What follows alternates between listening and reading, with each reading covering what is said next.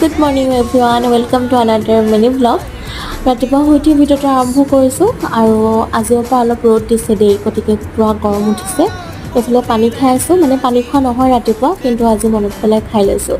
এইফালে আহিয়ে দেখিছোঁ মাহীয়ে মোৰ কাৰণে টিফিন বনাই আছে, চিকেন ফ্ৰাইড ৰাইচ। ঘৰত নাই যদিও মানে এইখিনি ফেচিলিটি পাই আছোঁ। তাৰপিছতে পিঁয়াজ আৰু আচাৰ এনেকৈ মিক্স কৰি পিনি মই লৈ লৈছোঁ, মানে এইটো খাই মই বিৰাট ভাল পাওঁ। চাটনি বুলি ক'ম নে কি ক'ম নাজানো আৰু।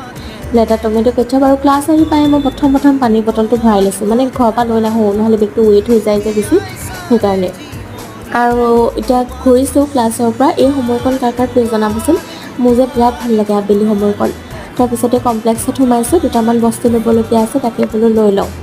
আৰু আহি থাকোঁতে যে ৰাস্তাই ঘাটে ফুল দেখিলে মই ৰখি থাকিব নোৱাৰোঁ। ফুল ছিঙিব নাপায় বুলি কয় যদিও মানে মই নিজে হ'লেও এপাহ ছিঙি লৈ আহোঁ। এইফালে পোৱালিৰ লগত আহি অকণমান দেৰি খেলি ল'লোঁ, এনেকৈ আজি দিনটো পাৰ কৰিলোঁ। নেক্সট ভিডিঅ'ত আকৌ লগ পাম।